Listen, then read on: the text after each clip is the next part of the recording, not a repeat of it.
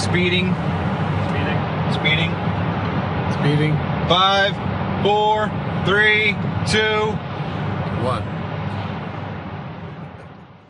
The world is changing faster than ever.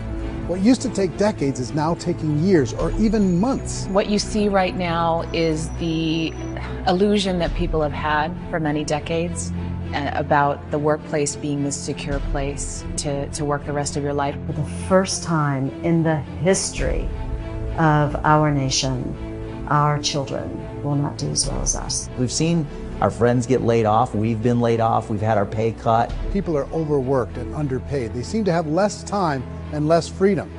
They live under constant pressure. This is going to be forced. And so even if your employer loves you, they may have to cut you. There's something wrong that on Monday morning, the heart attack rate increases by 35%. Technology is accelerating, job security is declining. It just doesn't seem like the old models of making a living are as reliable as they used to be.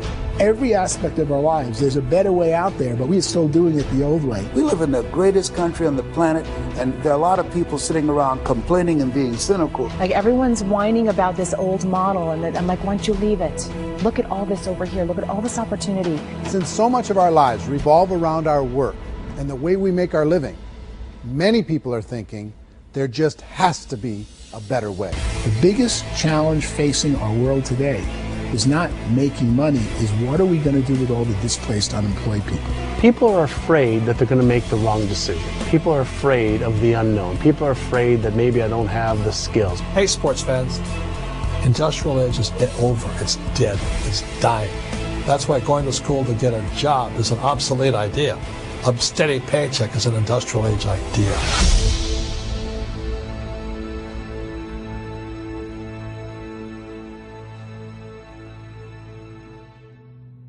It's the search for answers that has brought us here together today.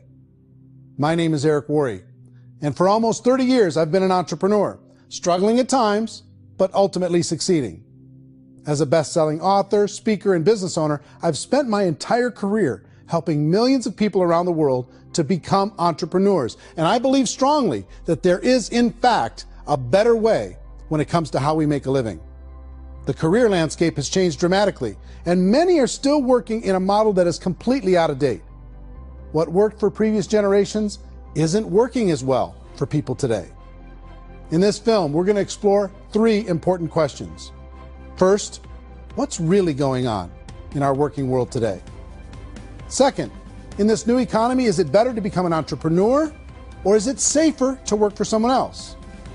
And third, if a person decides to become an entrepreneur and start their own business, how can they do it without taking on massive risk? To help in this journey, I've brought together some of the greatest experts and thought leaders in the field of entrepreneurship to share the real facts with you. My intention is to give you new information that will allow you to make choices that are not limited by an old, outdated model. Let's start by understanding what's going on in our working world today.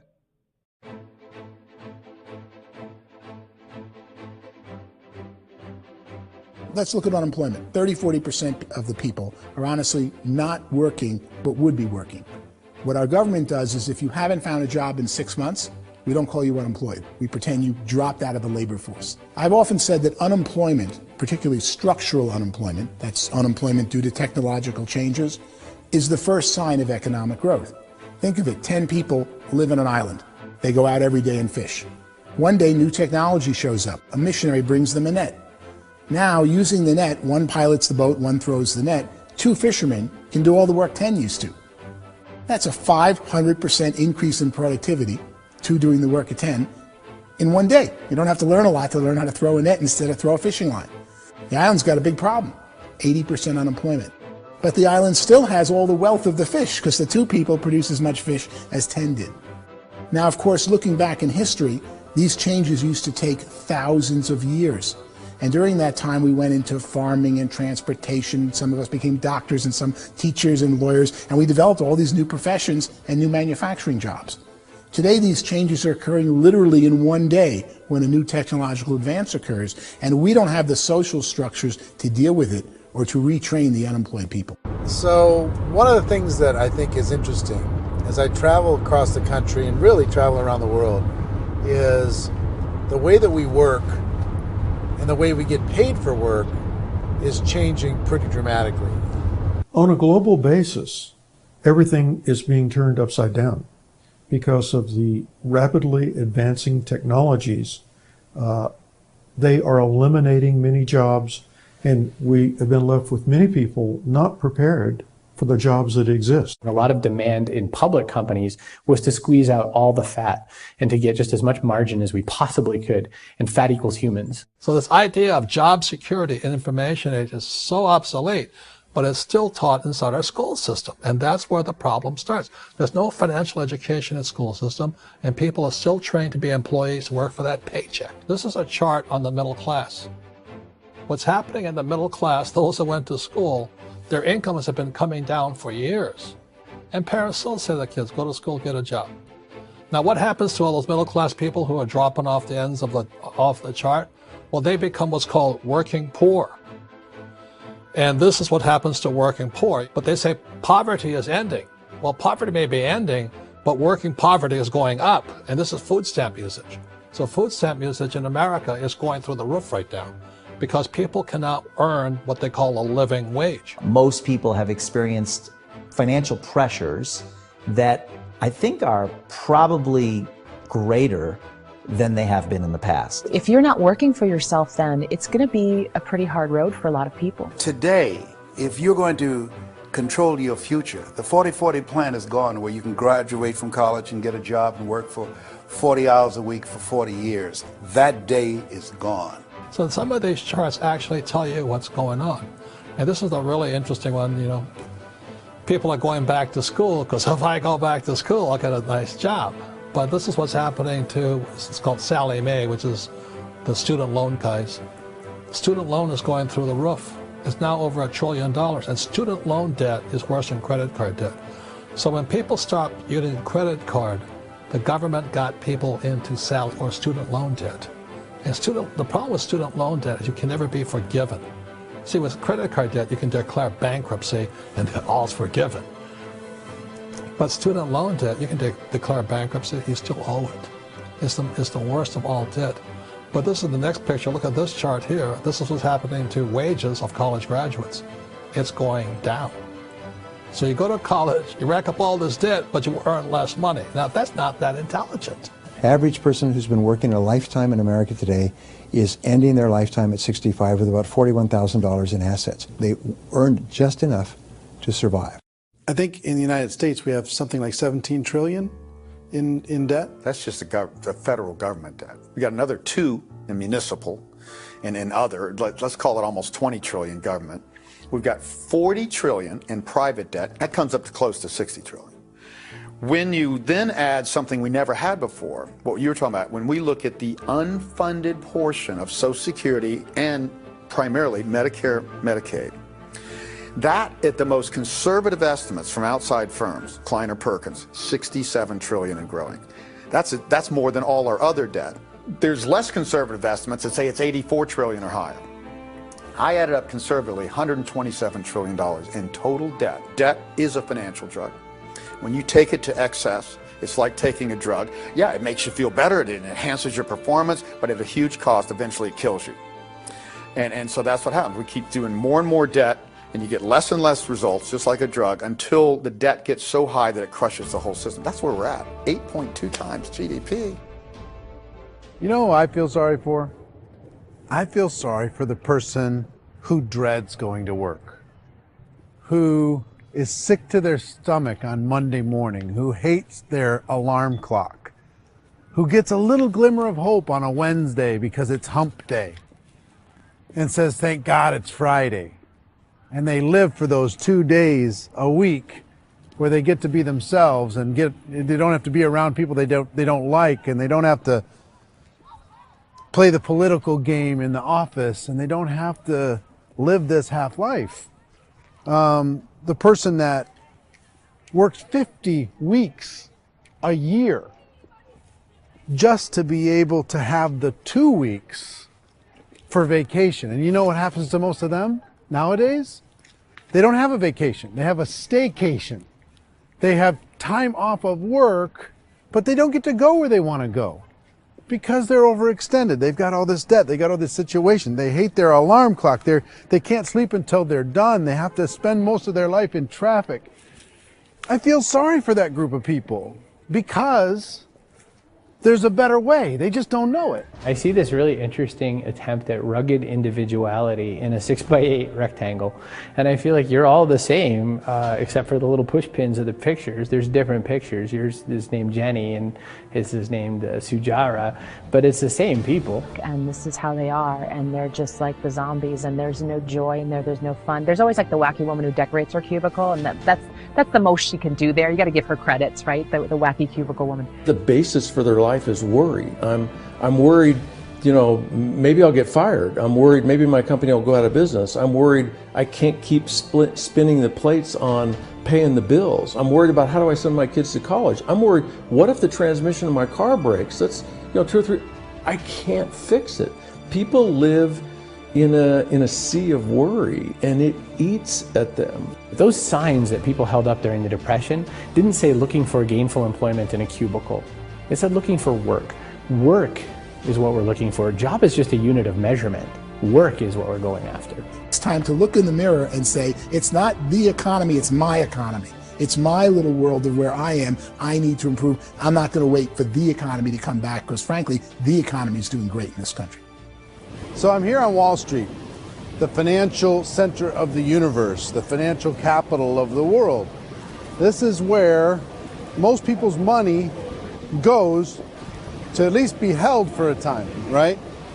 With interest rates in banks being effectively zero, and many experts are predicting it's going to stay at zero for the next 10, 20, even 30 years, people feel like they don't have any choice but to put their future into equities, to put their future into the hands of other people on this stock market, and hope that the stock market goes up, hope that the stocks that their advisors pick or that they pick goes up.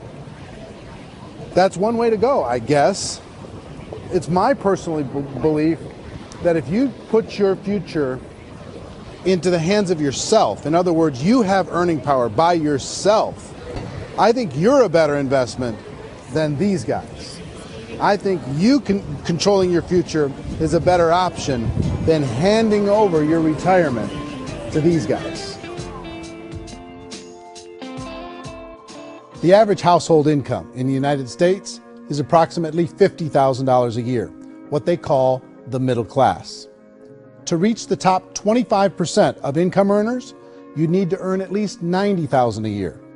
To reach the top 10% would be a household income of $140,000, the top 5%, $190,000, and to be in the top 1%, you'd need a combined household income of at least $380,000 a year. So here's the question.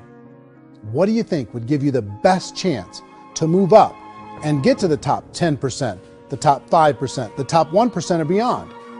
In my opinion, and in the opinion of many, many experts, the answer is to become an entrepreneur, to become your own boss. I think you have to be a business owner. I can't, the only time I ever say to someone it'd be great to be an employee is when they've already told me they've surrendered. I only tell people who are wounded spiritually that they should be an employee. And it's that feeling that you get when you pick up the backpack off the little Cub Scout and say, "Don't worry, little guy, we'll get you back to the camp." You know, it is in no way a kindness when I tell someone they'd be a great employee. The other status symbol really increasingly is lifestyle. I mean, people can own their own business, maybe even work out of their house. That, I tell you, people admire that. Like, gosh, I wish I could do that. The spirit of the entrepreneur is to be a risk taker and to be resourceful and unstoppable and to have a vision of yourself beyond where you are and not willing to settle for life as it is. Think about the great entrepreneurs. They're visionary. They have heart. They're willing to do today what others won't so they can do tomorrow what others can't. Personally, I don't think of the new economy, the old economy. I create my own economy. The entrepreneur's in control. I decide what the economy is going to be like. In the world of entrepreneurship, there are no limits. you can make as much as you want, depending on how much you want to work and how smart you are and how great a team you put together. There's no more lifetime rewarding business than being an entrepreneur. Why in America, where anyone could be anything, would people want to give up their freedom and become effectively a modern-day slave, told shut up and be here every morning at 7:30, leave at 5:30, and do what I tell you?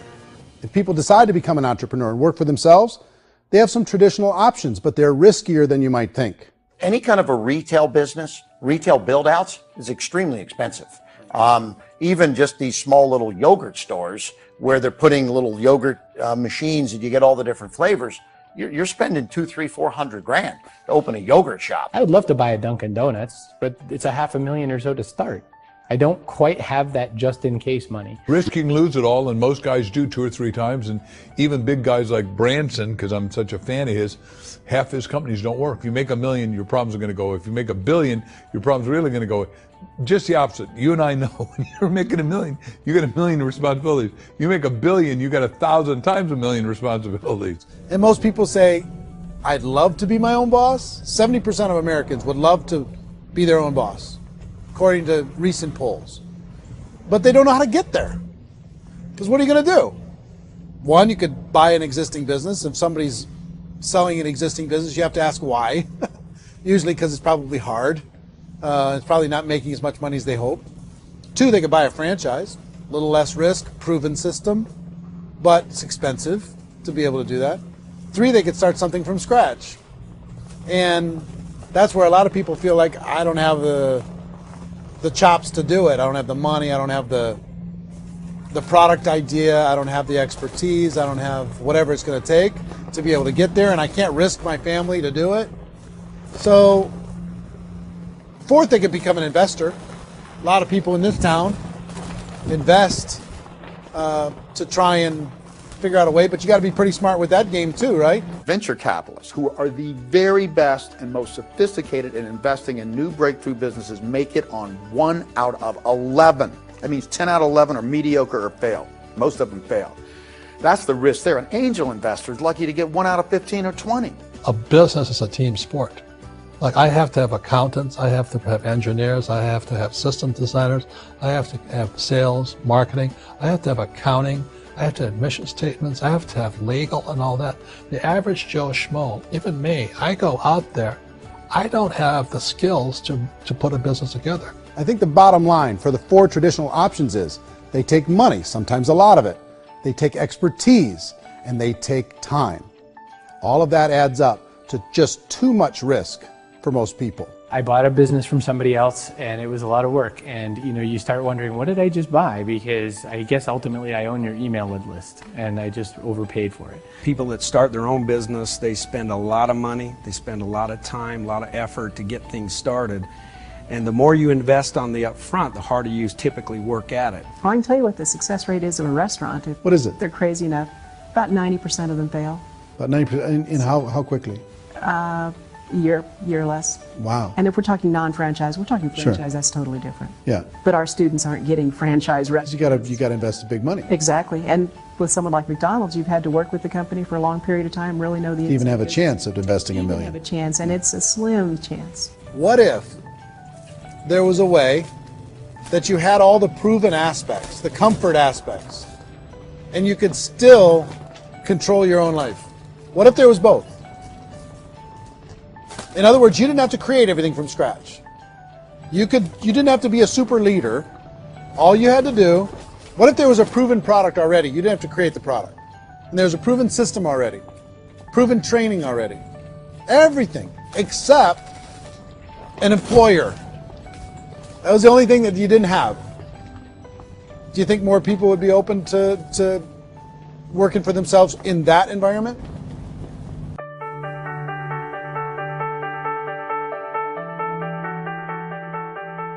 In our search for a better way to make a living, we've come to the conclusion that becoming an entrepreneur is actually safer than being an employee. And through our look at the entrepreneurial options, one particular path kept coming up from expert after expert. And I think most people will find it surprising because it's certainly a non-traditional business model. That model is for people to start their own business and become an entrepreneur through the creation of a network marketing business. Some people call it direct selling because the product is being sold directly from the manufacturer to the end consumer, cutting out the middlemen. Other people call it multi-level marketing, or MLM, because there are multiple levels of commissions paid. The most common term today is network marketing, because network marketing best describes using a large group of independent distributors, independent entrepreneurs, to move a product or service more efficiently. So my friend here, Donald Trump, and I, we always write about the network marketing industry. And the reason we support the network marketing industry is because it really is a business school for entrepreneurs. Because most people come out of school looking for a paycheck. Oh, that's terrible. I went to network marketing like that.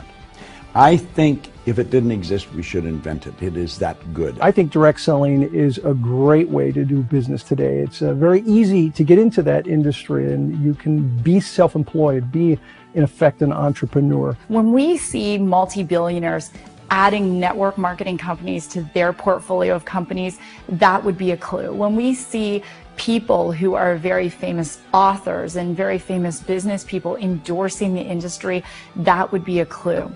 These network marketing companies aren't $50 million companies. They're billions and billions of dollars. They lead the stock market. They're major companies. When we're going to get it?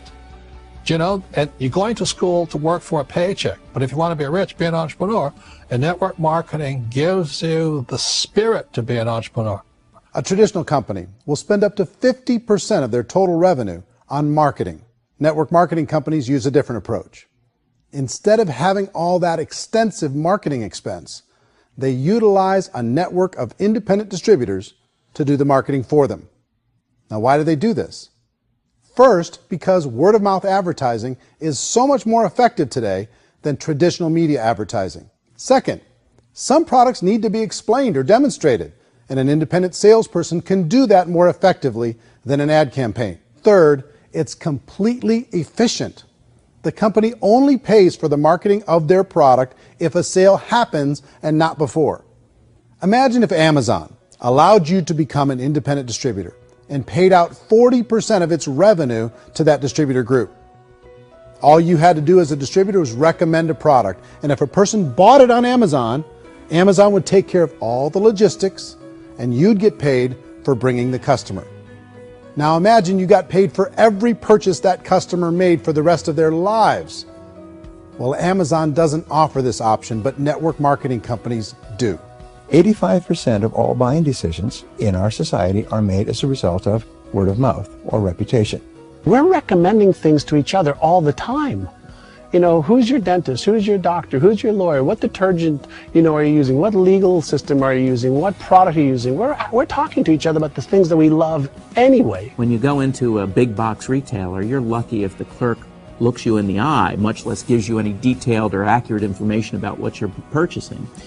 So of course, this personal information, this education coming from a friend, a neighbor, a relative, or even a stranger, but one who has experience with the product is extraordinarily valuable. As a matter of fact, network marketing can educate consumers probably better than any other form of marketing. It certainly can do better than advertising, because advertising usually has a certain hype to it, and you can only get limited information.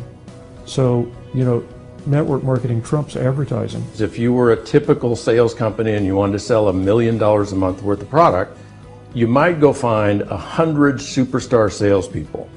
The quota would be $10,000 a month. So network marketing as a distribution system just flips the numbers. So we use 10,000 happy, raving fans of a particular product, and we don't concern ourselves so much with how much product each one of them individually sells. If they sell just $100 or $200 a month, and there's 10,000 of them, you're selling $1 million to $2 million a month worth of product. And that's the best way I can explain how network marketing works. This is the marketing arm of the company. There's not money being wasted on bricks and mortar. There's not money being wasted on inventory that's sitting stagnant somewhere. There's not of employees standing around that don't have customers. These are people that are going to connect with customers. These companies allow people to become independent distributors for extremely low cost and with no minimum time or sales quota. Essentially, they own their own business and can provide as much or as little sales as they choose. In other words, the distributor gets all the benefits of traditional business ownership without the risk. The advantage of network marketing is the ease of entry, the low risk, and the low startup cost, because almost everything else has very high risk. You can get in for a minimal investment. You're buying into a system that's already been proven, products or services that have been proven to work. The keys to network marketing is providing an opportunity for the masses to get involved, providing an opportunity for the average person who doesn't have the resources to start their own business. All of this so far is fairly straightforward, but network marketing offers another benefit, and it's this benefit that makes it so interesting for entrepreneurs. Network marketing allows a distributor to build their own network of other distributors and then compensates them on the sales created by that entire group. Direct selling is, at its base, very simple. It's the sale of a product or service to an individual on a face-to-face, one-on-one basis, just the way we're talking right now. But there's an important element as well, and that's the offering in conjunction with that sale of product, the offering of an opportunity for someone to make something of themselves. No matter what your social status is, no matter what language that you speak, I mean, look how many unbelievable people are becoming successful that speak every kind of language out there. What an awesome gift to give the world. Instead of having to work your way up in a system and prove that you could be a sales manager, they just decided everybody can be a sales manager. Everybody gets to build a sales team from day one. And so what that brought into the system of growth as a direct selling company is the concept of compounding or geometric progression. Because now you can actually grow sales force very quickly because everybody is enrolling people in their own sales force. People who are like, oh, this is weird, I'm building a sales team. Well, what do you think you do at a regular company? How do you think a regular company works? Network marketing is the only industry that doesn't say your past determines your future. It looks at your past and says, okay, now what can we train you to do so you can have a great future? Every other employer out there wants to exploit you for what you already know, not teach you something new. Network marketing has the potential to save the United States and the world because it's going to teach people not to be employees, but to be entrepreneurs.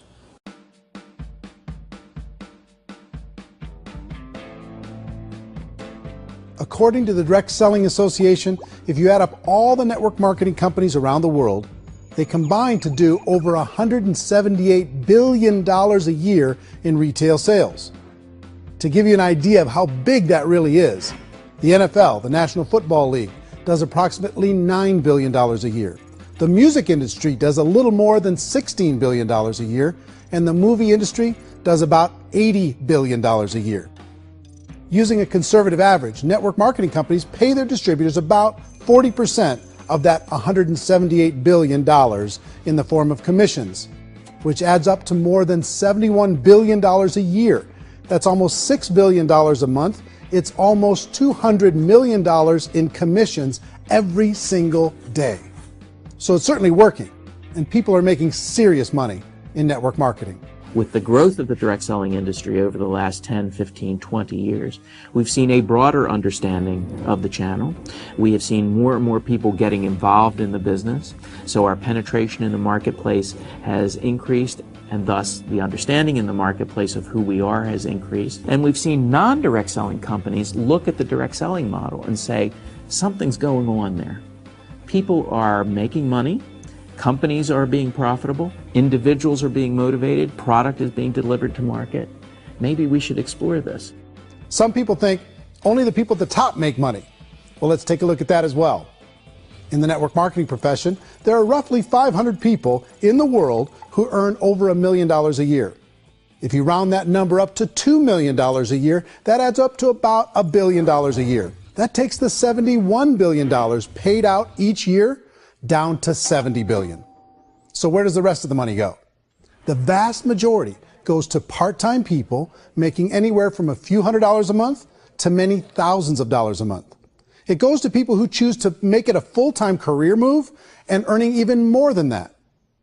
Every day, people are using the money they earn through network marketing to pay off debt, have more fun, and improve the quality of their lives. Everyone I know in network marketing has been doing that since the 50s.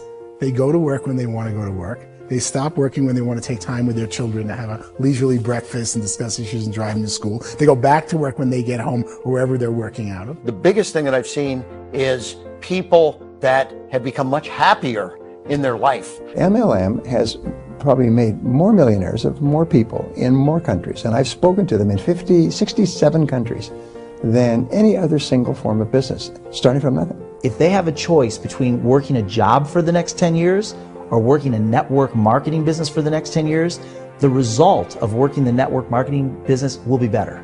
A lot of people within the industry go on and make this a career and do extremely well at it. Network marketing has been nothing but good for everyone I know that's been involved with it because they did it seriously and they played full out and they've been very successful. It's been a constant barrage of success stories and people showing off stuff that they got as a result of it. How many people are involved?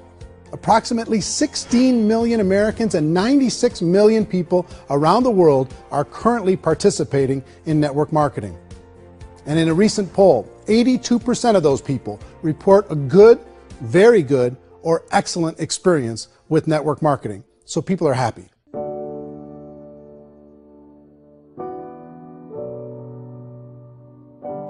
So I've taken a look at the network marketing profession and really tried to understand why so many people are confused as to the validity of this as a business.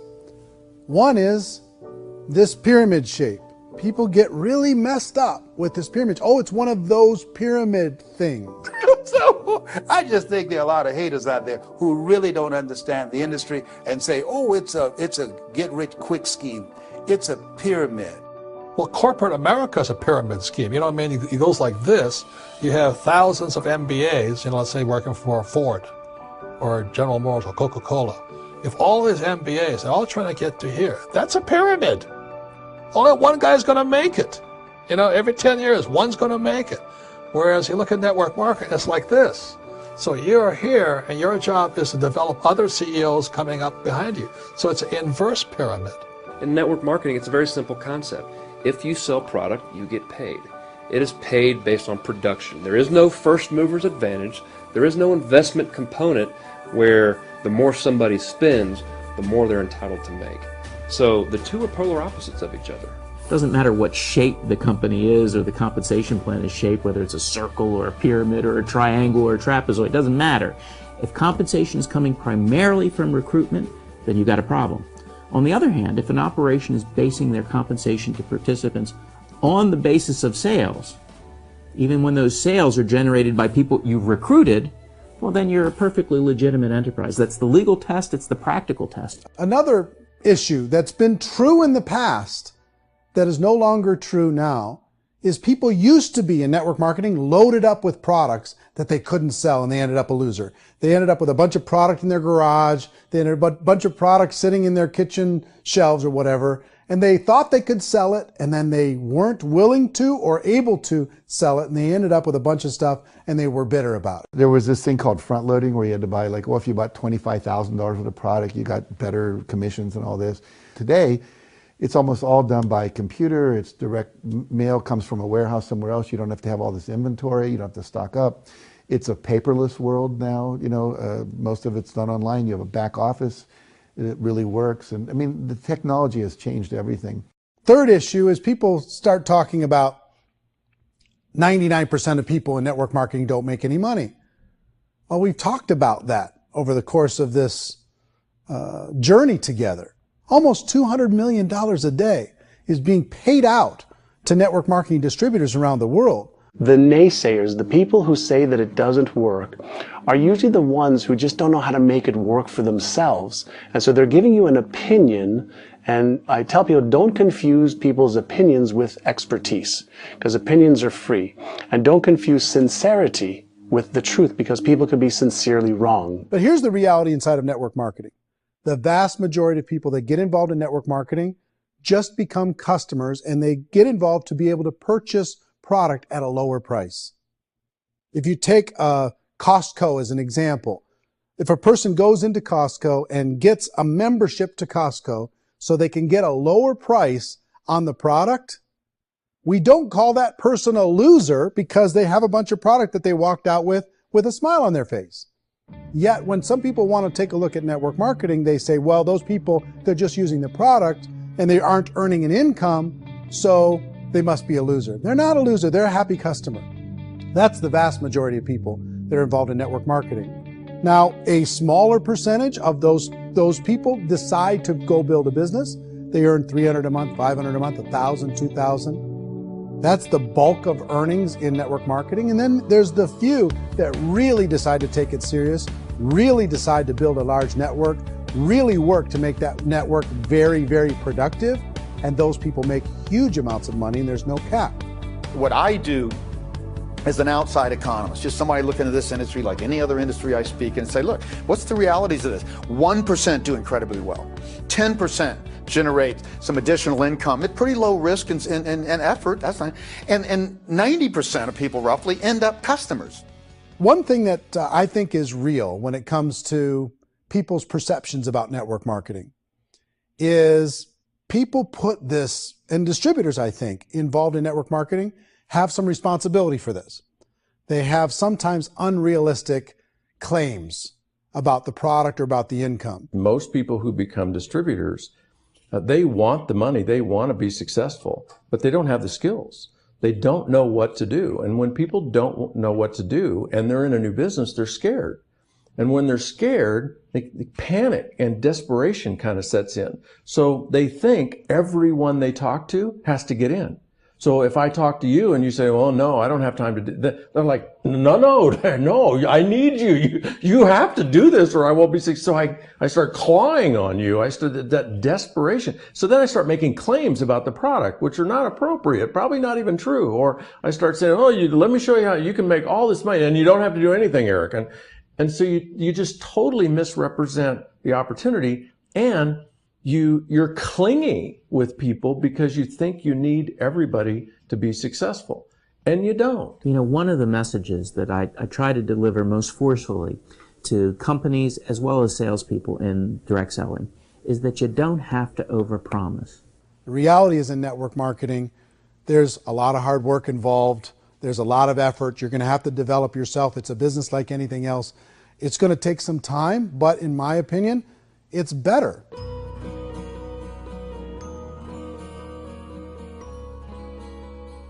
It's light years better for people starting today than it was even 5 years ago. I think it's more widely accepted now, and people understand it is a business. It is being an entrepreneur. It is being a business owner. Our belief system is based upon our evaluation of something. And frequently, if we reevaluate a situation, our belief about that situation will change. The industry has changed and it's grown up. It's totally transformed. You've got young people today that have grown up with social media, and they understand networks. They understand how people are connected through technology, and they understand how money flows through those networks. So when they see network marketing, they don't see it the way their parents saw it. And we've all learned, the larger industry that you represent, has all learned from those mistakes and flaws and errors that have happened early on. Early algorithms didn't work the right way. That's all fixed.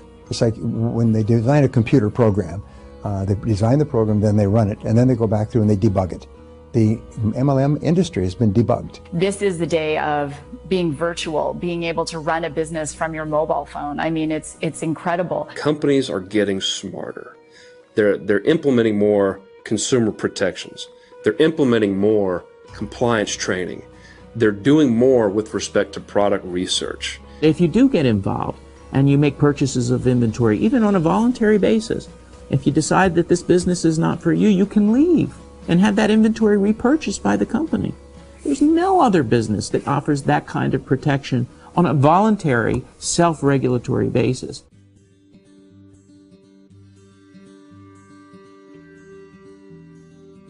If you decide to look further into a network marketing business in order to generate more cash flow for your family, I would recommend reviewing the following 4 elements.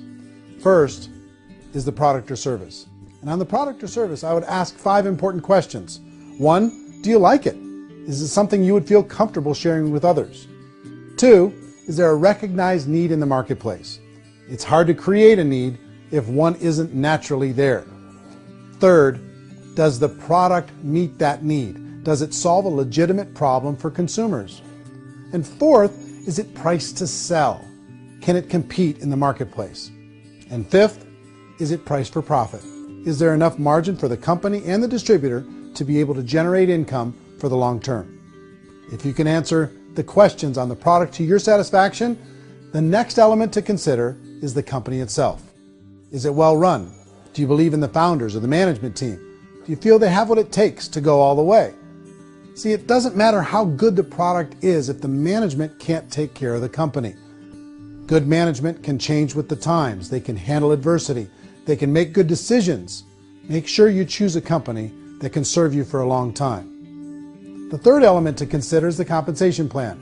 And with that, there are 3 important things to look at. First, a brand new person needs to be able to generate some money fairly quickly. It may be an obvious reason, but you can probably imagine the ripple effect of a distributor getting involved and having even a small victory fast. That can only help with the overall success of the organization. Second, a person should be able to develop a moderate part-time income in a reasonable period of time.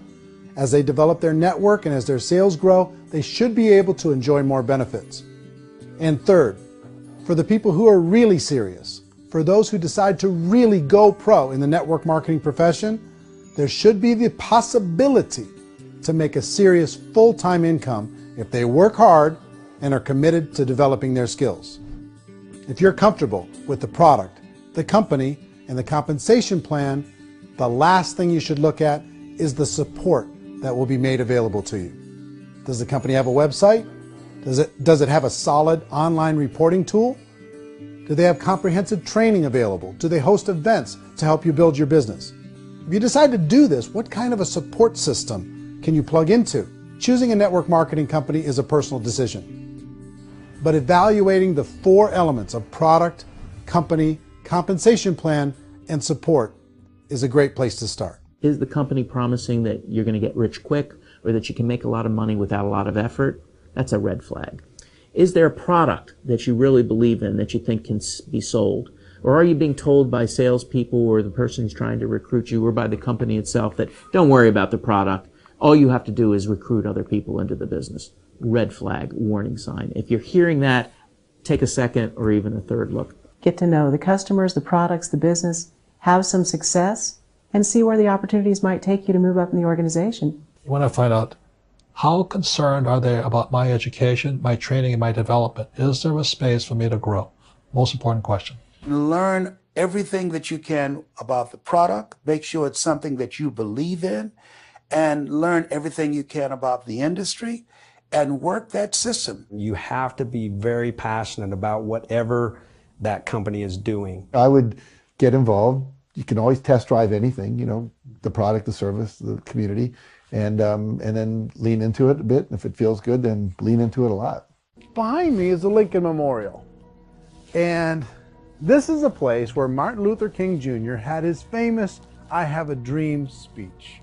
And at that speech, he talked about his dream for equality for everyone around the world, and that's a noble dream. But I think more people need to remember what it was like when they were kids and the dream was still alive in them. Before it got beaten out of them by reality, by this paycheck, by these responsibilities, and by having to live for this job to pay the bills. I think people need to remember that, go back to that. Once they know that there's a better way, I think their future is going to be much brighter. They can live a better life.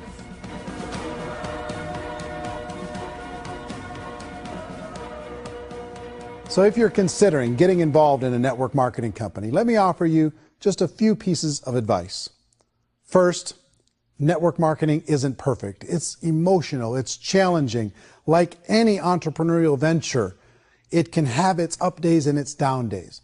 But if you have an entrepreneurial bone in your body, it's just better. Second, if you're going to do it, decide to be professional. Decide to go pro. It's better to do that than just be this amateur sticking your toe in the water. Third, as any professional, you're going to have to learn some new skills. And I promise you, inside of the network marketing profession, they're not too difficult to learn. Fourth, like anything worthwhile, it's going to take some time. Don't expect that you're going to get to the finish line right out of the gate. And fifth, it's worth it. It's worth it to be able to take charge of your life again. It's worth it to be able to control your own financial situation. It's worth it for the people you're going to be able to spend time with. It's worth it for the things you're going to be able to see and the experiences you're going to be able to experience.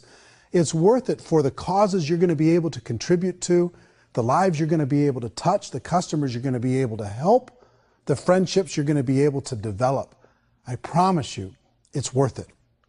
Remember, most people are searching for answers just like you are. But I do have to tell you the catch to network marketing. If there is a catch, if you want to understand this from an emotional point of view, people say, well, it sounds too good to be true. It's not, it's hard work. But here's the catch. Most people still don't understand it. So you're going to have to endure the loss of social esteem from ignorant people. The uneducated will think less of you. Now, if you can handle that, you're on your way. If that's going to destroy you, you know what? Entrepreneurship in general probably isn't in your future. If you can face that catch, you can become unstoppable. I want everyone to really contemplate this if they're not in network marketing. You're in a job, you probably have a mortgage, you have rent, you have debt, whatever's going on. You're in a prison. You work just hard enough to keep them from firing you, and they pay you just enough to keep you from quitting. Come on! I've been there, done that, and bought that t-shirt. In network marketing, if you run into failure, it's really just a homework lesson for yourself. There's no one to blame. You really have no excuse not to be successful. You just don't. People don't want to hear that, but there's so much available to you. If you want to be a good network marketer, be a student to the people above you, be a fellow traveler to the people on the same level, and be a teacher to those below, and know when it's appropriate to do which. People who are not afraid of asking people to buy things, or not afraid of persuading people with a chance they may say no, these people own the future. Nothing happens until something moves. So you got to go move, you got to go do something, or nothing's going to change in your life. In the beginning, you're going to do a lot of things that you don't get paid for. But as you go down the road, you get paid for a lot of things that you don't do. And your job is rehabilitate the spirit, the entrepreneur spirit in all of us. Get it back. Either give it a strong yes or a strong no, but no wishy-washy, dilly-dally stuff in the middle.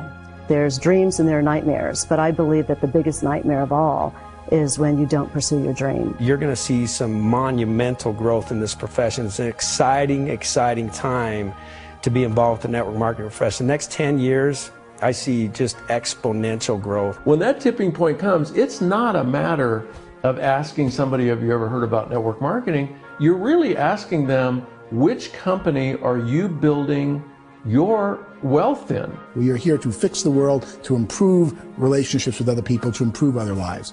And the real reward comes as an entrepreneur at any level from teaching somebody something and watching them soar. There is no greater reward.